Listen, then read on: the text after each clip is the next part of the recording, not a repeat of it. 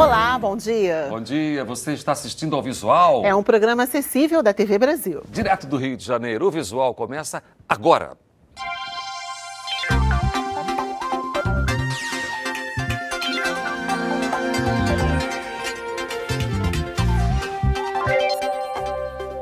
A partir de hoje, o Visual vai exibir a série Na Contramão do Trânsito. Serão 5 reportagens sobre a relação entre carros, pedestres e ciclistas nas grandes cidades. E agora você vai ver como é essa convivência nas ruas do Rio de Janeiro.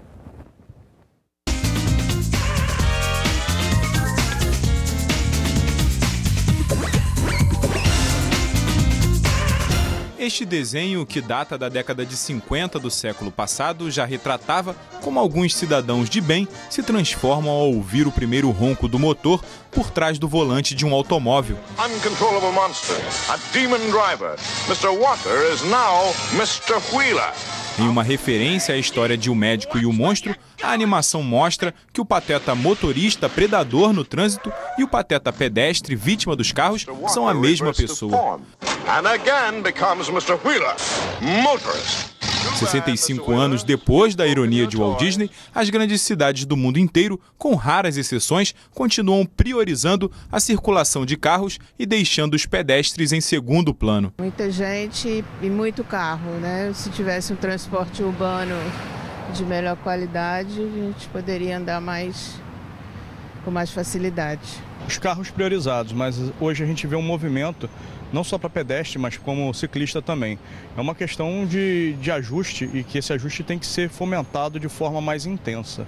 Para quem cansou de perder horas parado em congestionamentos, a bicicleta passou a ser uma opção para pelo menos uma parte do trajeto entre a casa e o trabalho. Mas mesmo com o crescimento do número de ciclistas nos grandes centros urbanos, as dificuldades enfrentadas por quem fez essa escolha ainda são muitas. A disputa com o espaço, e evidentemente a gente leva desvantagem, porque o veículo tem alguma proteção, nós não temos proteção nenhuma. Aonde estacionar a bicicleta é uma dificuldade, mas a gente é teimoso, a gente gosta da bicicleta, eu trabalho mais bem-humorado, porque é um bom exercício, é melhor para a saúde. E eu acho que a gente tem que continuar incentivando o uso da bicicleta e tentar superar essas dificuldades. Mas a maioria dos motoristas profissionais sabem que as bicicletas podem circular na rua junto com os carros. Mesmo assim, muitos deles acham que os ciclistas atrapalham. Às vezes eles fazem algumas manobras que botam em risco, né? Eu deixei de pedalar à vontade, eu me afasto. Às vezes ele transgride mesmo porque ele tem que cumprir um determinado horário, ele não pode determinar as coisas. Por exemplo, ele não pode cobrar e dirigir, mas ele cobra e dirige. Ao mesmo tempo, ele desloca o veículo passando o troco. Tá? Então, se você falar, ele não pode fazer, ele sabe que não pode, mas se ele fizer isso, se ele fizer como manda a regra, tiver que ficar parado, passar o troco, para depois deslocar o veículo, ele não vai chegar no tempo que ele também é cobrado para chegar. Amanhã você vai ver o desafio da maior cidade do país, São Paulo, para incentivar o uso da bicicleta como meio de transporte alternativo.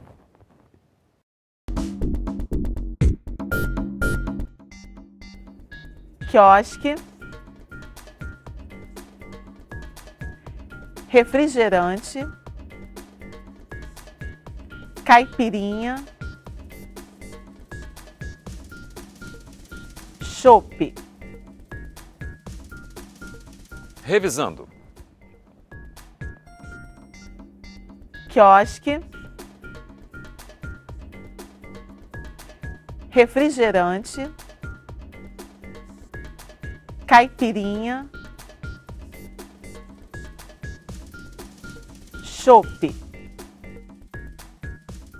A visão que muitos de nós têm quando se fala em ciganos ainda é cheia de estereótipos e carrega preconceitos e, muitas vezes, isso é estimulado pela literatura, pelo cinema e pelas novelas. E uma cigana especial luta contra isso. Ela estuda o assunto a fundo e tenta dar visibilidade aos escritores ciganos que contam as próprias histórias e recriam a identidade da etnia. Os povos ciganos, chamados de Romás, têm origem mais provável na Índia, de onde foram expulsos há mais de 1000 anos por invasões na região. perseguidos e discriminados, espalharam-se pelo mundo, chegando ao Brasil ainda no século XVI. O preconceito enfrentado naquela época persiste até hoje. Paula é cigana e nasceu em uma estrada na América do Sul. Na escola, recebeu documentos brasileiros e também conheceu o preconceito. Qualquer problema que naquela época havia, para desaparecer alguma coisa, foi a cigana que roubou. Os próprios professores também, às vezes, iam me revistar para ver se tinha desaparecido. Era eu mesmo que tinha pego. As crianças também diziam a cigana suja. Eu imaginava que tudo aquilo era porque não conheciam um grupo e que se conhecessem, tudo aquilo desapareceria, né? E que eu tinha que escrever, e que eu ia escrever, ia mostrar e outra cara, ia limpar as janelas embaçadas. Mas na família de Paula, a tradição cigana também não permitia que as mulheres estudassem. Então, aos 15 anos, ela fugiu do acampamento. Fez jornalismo, teatro, mestrado e doutorado em literatura. Ela é a primeira cigana doutora da América Latina. Na pesquisa, investigou a representação dos povos ciganos. Observei foi uma representação de um romã geralmente ocioso, vagabundo, ladrão, mentiroso e todos os estereótipos da mulher cigana como uma mulher fácil. Isso se repete, se difundiu e criou uma espécie de tradição na literatura. Quando buscamos um livro sobre ciganos, fatalmente vamos encontrar textos escritos por não ciganos. Isso porque, até o início do século passado, a escrita não fazia parte da cultura romã.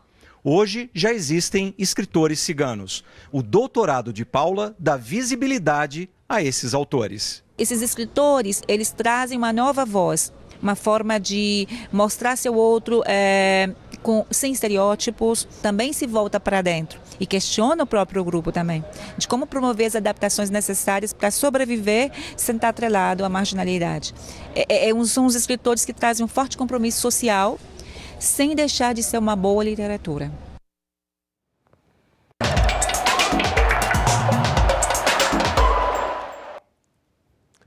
Bom dia! E logo mais, à noite, teremos uma outra etapa da Copa do Brasil. A competição do mata-mata, jogos eliminatórios, aquela competição que dá toda emoção ao torcedor. Hoje teremos os jogos de ida e na próxima semana os jogos de volta. Vamos destacar duas partidas. O Fluminense enfrentando o Grêmio no Maracanã e o São Paulo enfrentando o Vasco da Gama em São Paulo, no Morumbi. Por que destaco esses dois jogos? Porque são duas equipes tradicionais que não vivem bons momentos. O Vasco da Gama está quase sendo rebaixado na Série A e luta para tentar a conquista da Copa do Brasil para garantir uma vaga na Libertadores do ano que vem. E o Fluminense, que vinha bem, vinha tentando até brigar pelo título, começa a cair na competição e encontra nessa Copa do Brasil uma possibilidade de melhorar a sua condição. Já a equipe do Grêmio, também a equipe de São Paulo, fazem boas campanhas tanto na Copa do Brasil como no próprio Campeonato Nacional. Duas partidas bem equilibradas.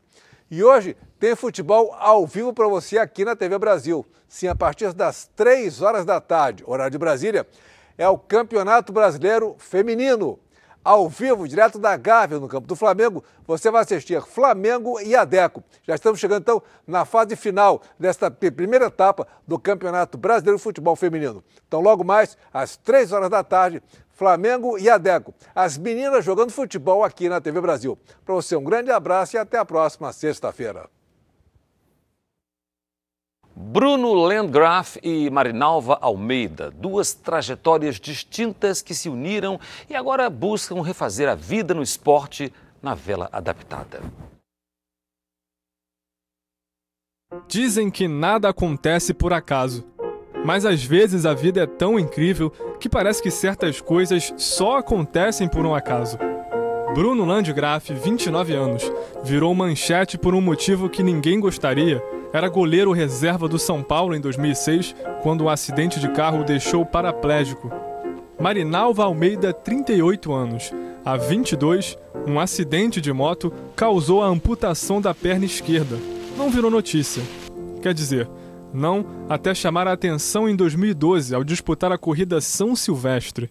Pouco depois, essas duas trajetórias se cruzaram. Bruno já era atleta da vela adaptada e procurava uma nova parceira na classe Scud 18, disputada em dupla. Como saiu na mídia que eu tinha feito a São Silvestre, coisa e tal, e na vela estava precisando de uma proeira, eu fui convidada, né? Foi marcado um primeiro contato para a gente poder saber se de repente daria certo ou não, né? Se eu ia me adaptar à vela, né? Coube ao Bruno, um estranho até então, a missão de ensinar e também convencer a Marinalva. Ele foi um amigo e um professor dedicado. Eu procurava pegar vídeos e alguns materiais que eu tinha em casa e poder passar um pouco para ela para poder melhorar, agilizar um pouco mais o aprendizado, né? Em 2015, o Bruno e a Marinalva completaram 2 anos de parceria. E para marcar essa data, veio uma mudança que pode ser fundamental para que esse relacionamento dure mais alguns anos. No meio de 2015, os dois se mudaram para Niterói, onde fica o centro de treinamento da Confederação Brasileira de Vela Adaptada, de cara para a Baía de Guanabara. Agora, eles têm toda a estrutura de que precisam. Tudo que a gente está aprendendo aqui é o essencial para a gente conseguir ter um bom desempenho na competição. Essa competição a que ela se refere pode ser a Paralimpíada do ano que vem. O Bruno já esteve em Londres, onde junto com a Elane Cunha terminou na última posição. Para o ano que vem, as coisas prometem ser bem diferentes. Eu acho que em 2016 a gente chega bem mais preparado, com um tempo maior de treino, com o material certo para chegar nos jogos. E eu acho que a gente vai conseguir aí fazer um bom resultado. Junto com o técnico Pedro Paulo Pena, o PP, eles estão sempre revendo o próprio desempenho, discutindo, vendo como as coisas podem melhorar.